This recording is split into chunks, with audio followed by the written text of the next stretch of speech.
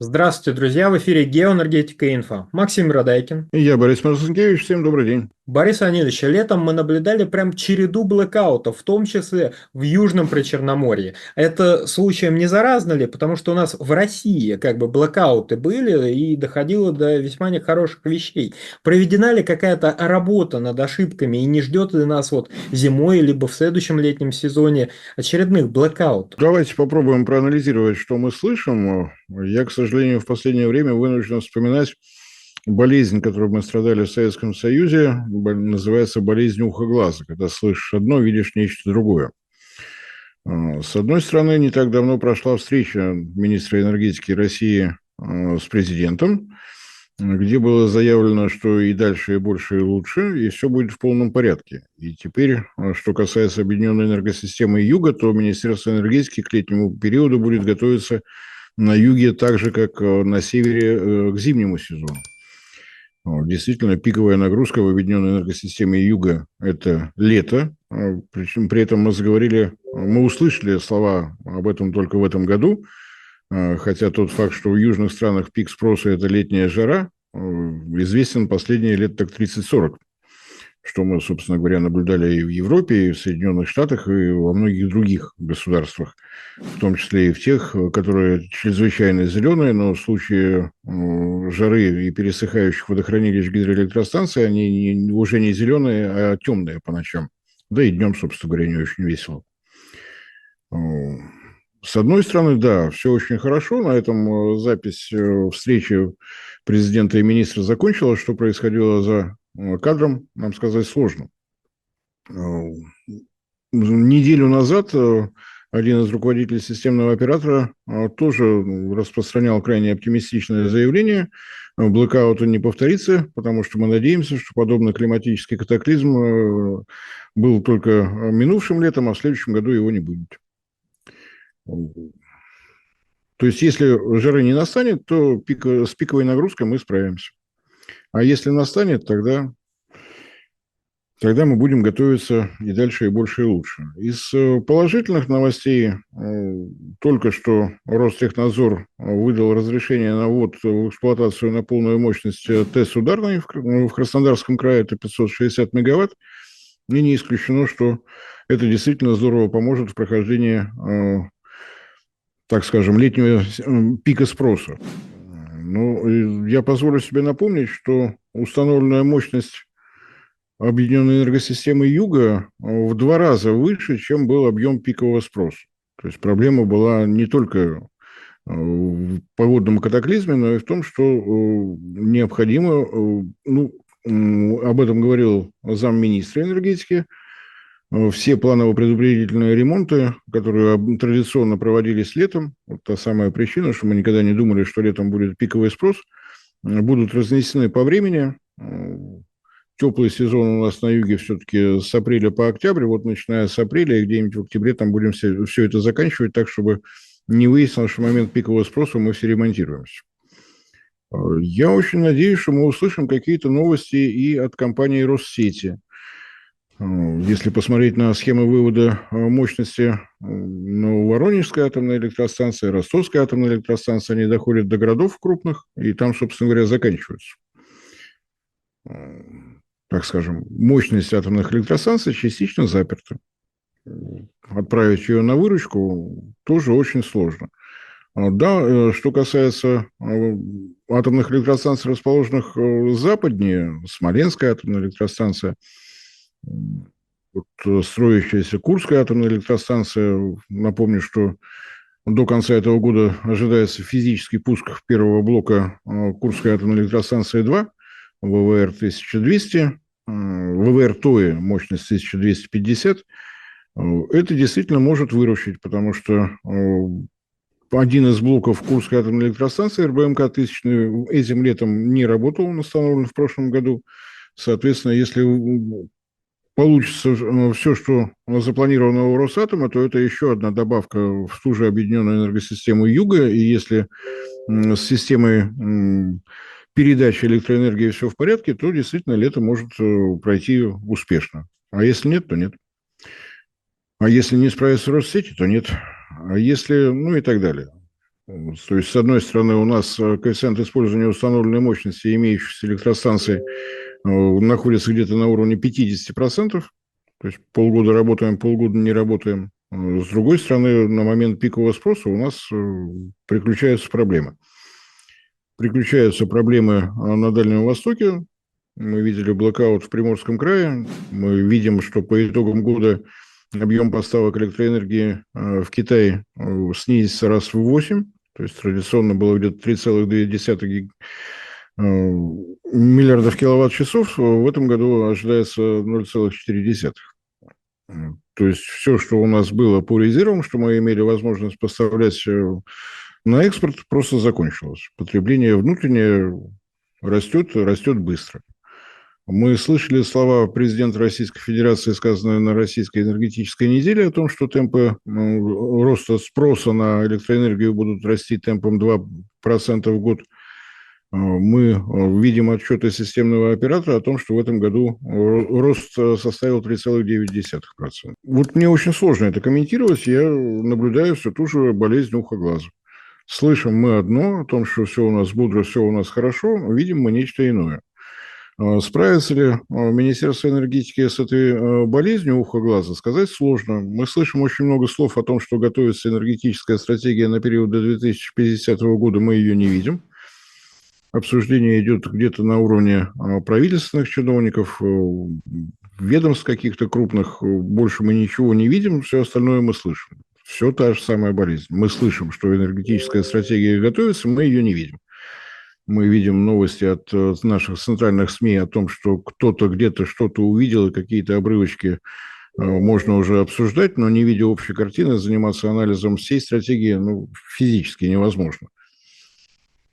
Все это говорит о том, что те возможности, которые были заложены в единой энергетической системе Советского Союза, то, что было реализовано еще и в единой энергосистеме МИР, мы поставляли достаточно большие объемы электроэнергии в страны Восточной Европы, все эти возможности просто исчерпаны до донышка.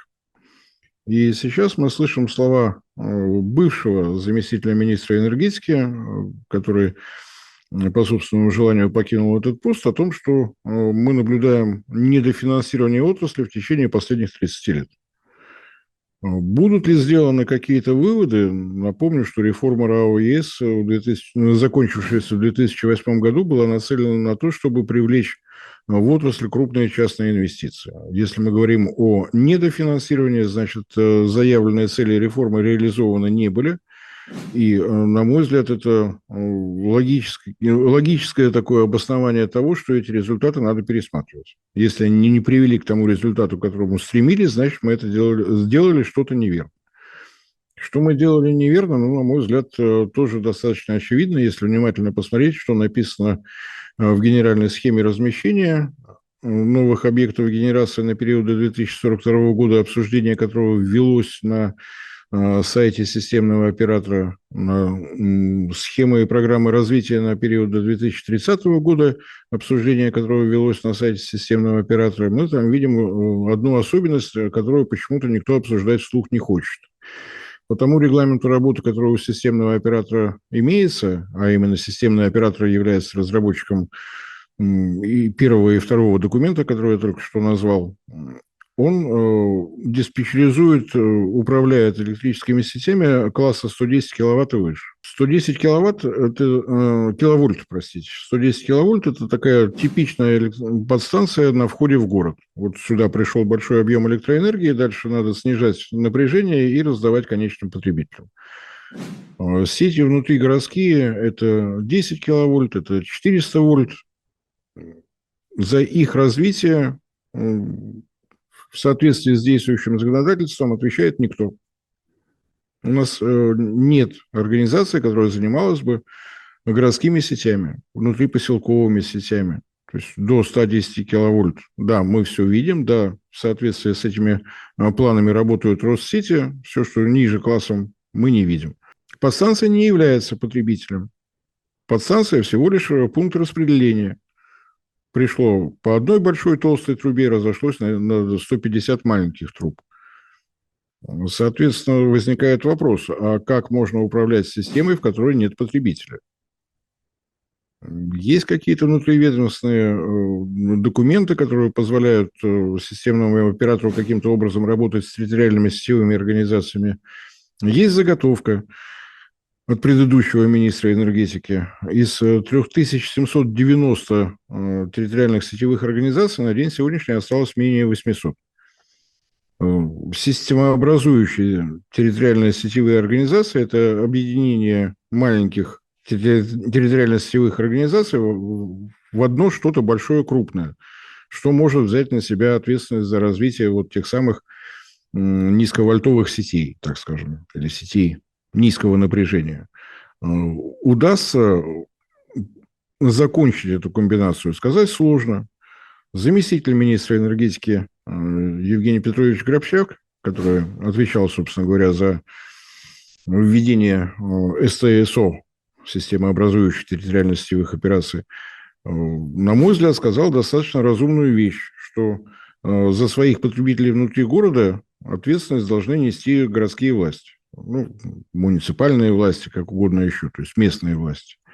Теперь остается выяснить, а под эту ответственность будут даны какие-то полномочия или нет. Если совсем грубо, то вот эти системообразующие территориально-сетевые организации – это возврат к советскому опыту. На мой взгляд, это еще и возврат к здравому смыслу. Это воссоздание Горэнерго, Облэнерго, но тогда были другие полномочия. Тогда была другая ответственность и у потребителей. На день сегодняшний любой потенциальный инвестор, который закажет себе линию электропередач, которая предоставит ему 500 киловатт мощности или 500 мегаватт мощности, если у него что-то не сложилось с его инвестиционными планами, он ответственности за это не несет.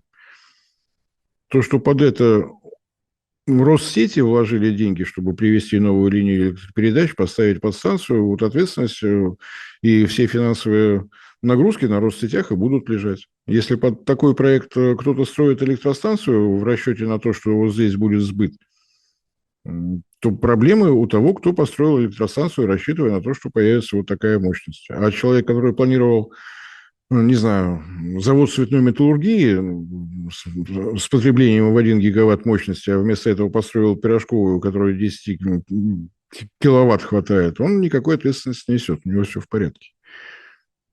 То есть хотим мы или не хотим, но для того, чтобы вернуть финансирование в систему, во все, что связано с электроэнергетикой, надо пересматривать результаты реформ РАО ЕС России 2008 года, и надо вспоминать, как это делалось в Советском Союзе.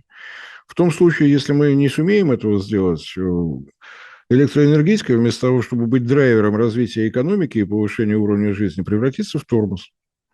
Собственно говоря, она уже превратилась. Если посмотреть финансовые планы по генеральной схеме размещения новых объектов генерации до 2042 года, то в отрасль предстоит инвестировать порядка 40 триллионов рублей. Источников финансирования нет. Сумма очевидным образом не конечная, потому что генеральная схема заканчивается на строительстве линии электропередач классом 220 киловольт. А это значит, что необходимо будет инвестировать в распределительные сети более низкого напряжения. Если в ближайшее время не появится кардинальных изменений, если мы не увидим планов этих изменений в энергетической стратегии до 2050 года, все, что нам остается, это вспомнить небезызвестный лозунг, непререкаемую аксиому: инфраструктура пленных не берет. Борис Леонидович, большое спасибо за комментарий. Друзья, пока YouTube замедляют, предлагают не дожидаться, пока его заблокируют, и нас вместе с ним. Подписывайтесь на наш телеграм-канал Геоэнергетика Инфо. Ссылка будет в описании к данному ролику и в закрепленном комментарии. Там же будут реквизиты для желающих финансово поддержать наш проект. Спасибо. До новых встреч. Разделяйте вместе с системным оператором надежду на то, что климатических катаклизмов в России в наступающий отопительно-зимний сезон не предвидится.